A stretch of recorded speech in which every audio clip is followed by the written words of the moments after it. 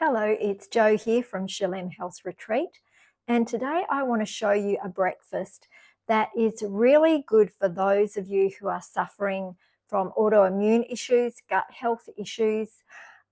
It's a very, very simple breakfast, but it's very gentle and healing for the gut. And we know that a lot of autoimmune conditions stem from gut health issues. And so this is going to be something that if you suffer from these issues, or even if you don't, it's a very nutritious breakfast that's very quick and easy to make. And you can enjoy that as well. But particularly for those who have those types of issues, this is something I'm sure you'll want to try out. So the first thing that we've done is I've actually overnight, I've soaked 1 cup of quinoa and 1 cup of buckwheat. Now these two ingredients, quinoa and buckwheat, we often think of them as grains, but in actual fact, they're seeds. We call them pseudo-grains because whilst they're classified as seeds, they do act like a grain in that you have to cook them.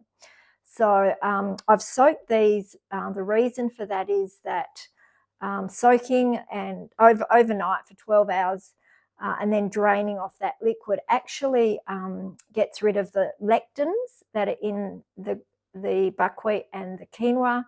And those lectins our guts can sometimes find difficult to digest, particularly if we have gut health issues. So it's a very, very good way to reduce gut problems by soaking our grains and seeds and even allowing them to sprout for 12 hours. You don't see the actual sprout forming, but it starts the sprouting process. But for this recipe, we simply just soak these pseudo grains for 12 hours in water and then just drain them off. You'll see this has a mesh lid where you can just drain off the water. And the way I'm going to cook this today is just in a rice cooker, but you can just pop it on the stove and cook it that way. You don't have to use a rice cooker, but I just find a rice cooker convenient because I don't have to stand there and watch it over the stove. So that's 1 cup of the quinoa, 1 cup of the buckwheat, which we just want to pop into our rice cooker. And because it's softened already, it's not going to take long at all to cook, about 20 minutes. And then I just want to pop 2 cups of water in with that and shut the lid and put that on to cook, and I'll show you what it looks like when we come back. So our buckwheat and quinoa has come out of the rice cooker, and here it is. It's looking beautiful and fluffy and plump. Those grains, all the water has been absorbed, and those grains that we soaked overnight for 12 hours in water and drained off are just looking beautiful. And so what I want to show you now is a delicious milk that you can serve with this, a plant-based milk. And this recipe comes from our friends who have developed an autoimmune recovery plan. And that's Dr. Joyce Cho and Mercy Ballard. And these two ladies have suffered themselves over the years with gut health issues, with autoimmune issues. And they have developed a plan that has a therapeutic diet with it, as well as other lifestyle issues that you can adopt that will really help you if you do suffer with gut health problems and autoimmune conditions. And I would really recommend that you jump online and search out autoimmune recovery plan, and you can find out a lot of information. You can sign up to do the plan. They do charge a fee for it, but it's very affordable. And I just really would recommend that if you do suffer from these issues, that it doesn't have to be a lifelong time of suffering. You can recover from gut health issues, from autoimmune conditions, if you treat your body the way that God intended us to treat it, eating these whole plant foods that have been soaked and sprouted for those with gut health issues, and for those that have allergies to certain foods, you then may be able to reintroduce those foods back into your diet after your gut has healed. So there is hope. So jump online and have a look at that autoimmune recovery plan. I will put a link to their website in the description below. So let's go ahead and make this delicious milk. So the first thing I've done is overnight I have soaked a cup of pepitas, pumpkin seeds, in water, and I've just drained that out using the little mesh lid here. It's very convenient, very easy to do that. So we're going to pop that in the Thermomix. This works really well in a blender.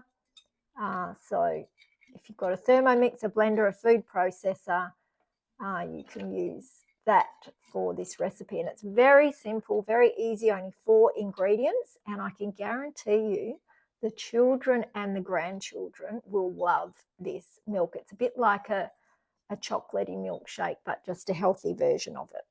All right, so that's our cup of pepitas. Next, we want to add 4 cups of water. And then to give it that delicious chocolatey flavour, we're using 4 tablespoons of carob. Now, remember in previous videos that you may have watched, we talk about carob, how we use that instead of cocoa or cacao.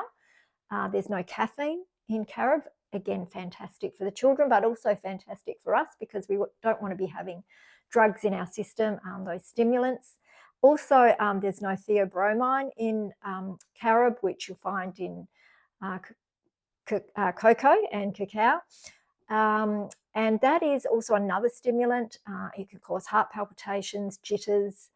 It can even lower blood pressure. So we really want to be careful with our food and how it affects our body. But you can go ahead and safely use carob, full of B vitamins and has that delicious sort of chocolatey flavour. So 4 tablespoons in like so.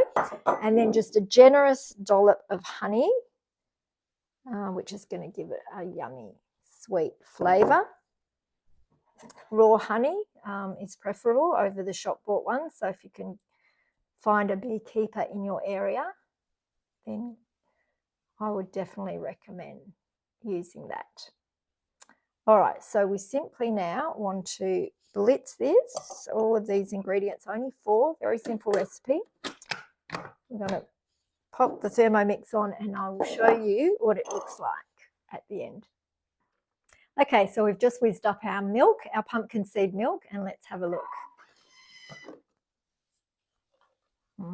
Looks like a chocolate milkshake. Okay, I'll pour it into a glass just so you can have a look at it. And there we go. That is just delicious, I can tell you. Now, it does have a little bit of grittiness. If you were to use a Vitamix, that would blend it up even more smoothly. But I actually quite like it. It's very like a high fibre drink. And if you wanted to remove those little bits of sediment, you can just strain it through some muslin or buy a nut milk bag and strain it through that if you want that really silky smooth texture. But I quite like it like this. So that's our pumpkin seed milk, and I'm just going to pour it over our beautiful buckwheat here. It's going to just taste sensational. And I'm going to garnish it with some delicious berries. Why not have the whole lot? And of course some banana. Now you may be wondering where to get buckwheat from and quinoa. Usually in the supermarkets, you can find it in the health food shop. I buy mine from Honest to Goodness in bulk. And it's very economical that way. It's also organic.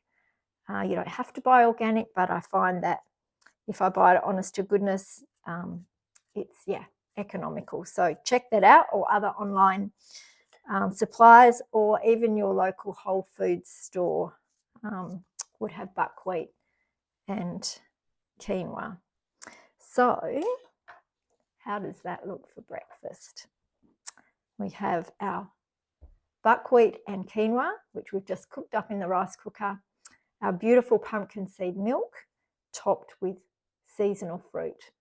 So I hope you'll go ahead and enjoy this recipe, particularly, as I said before, if you have those gut health and autoimmune issues, you will find that you can easily tolerate this breakfast. It won't give you any problems, and it's also very delicious.